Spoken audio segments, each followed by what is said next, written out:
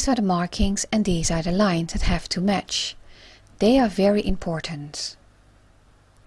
What you do, you place it upside down, and this is the way you want to attach the corner parts. That is the beautiful corner. You don't want it like this or like that. It has to be like this.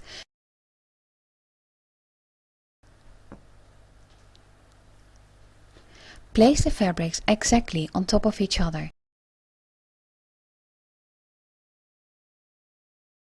That's the line that has to line up.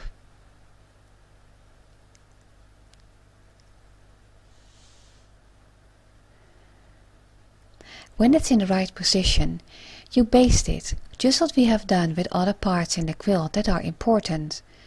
Just baste it and you check it, and again, don't pay attention of that black fabric underneath. It gives you a wrong idea, but it is a nice corner. If it's okay, we line them up again, and we start exactly from the corner on the outside of the border, and we go all the way to the mitted corner in the inner border. And that is a point that could be difficult, because don't go over that mark. It is a very important issue in this quilt. You do it slowly so you can see what you're doing, and there is your backstitch. The backstitch in that corner is also very important.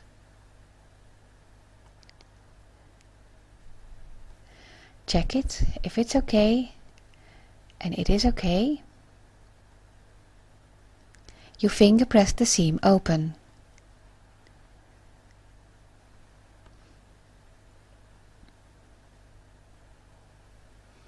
Now we have to attach this middle corner to the flying geese.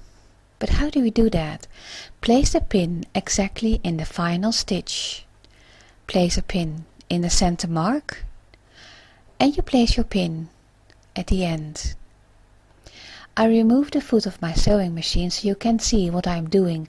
I place the needle exactly in that final stitch, not there, but I place it right there. That is an important issue.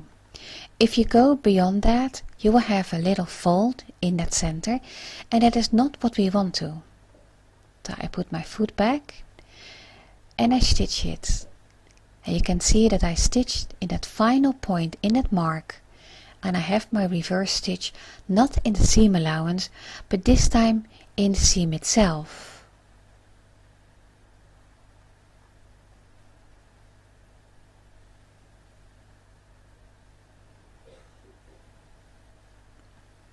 You go all the way down to the other side of the inner border. And there you go slowly, and you stop exactly in that final stitch of the mitted corner on the other side. And again, that little backstitch, not in the seam allowance, but before, you can see there. That final stitch, that looks beautiful to me.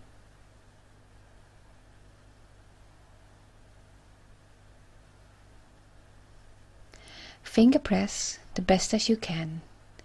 And now you have enough space to lift, tilt, twist or turn the piece if you want to.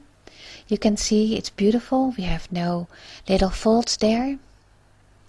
And you place the first pin in that final stitch of that mitted corner. And when you start exactly in that point. And you go all the way to the other side.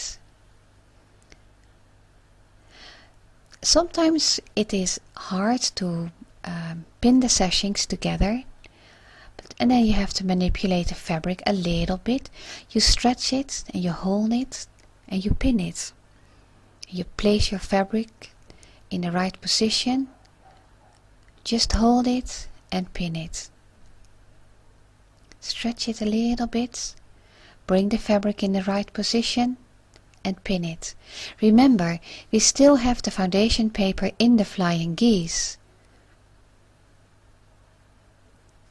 so it has to be matched. I mean, this is important. If you leave the foundation paper in the flying geese, it is important.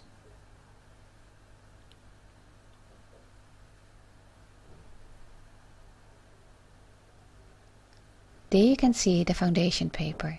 You go to the other side of the inner border and again manipulate the fabric a little bit and place your pin lengthwise.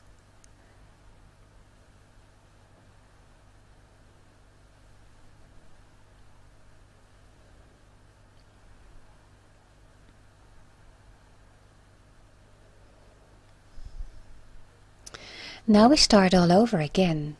Place the needle exactly in that final stitch. And don't go beyond that line. You little back stitch, but not in the seam allowance, because if you do that, you create that crook that we don't want to.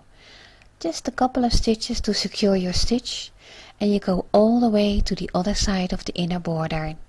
And use your foot of the sewing machine as a guideline when you stitch. You can see exactly in that corner.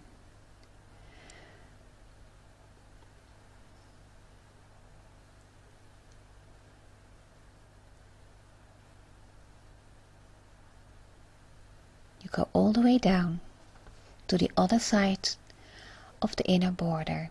And when you are there, just slowly before you enter that piece, keep control over your needle and you go back and you stop exactly in your final pin.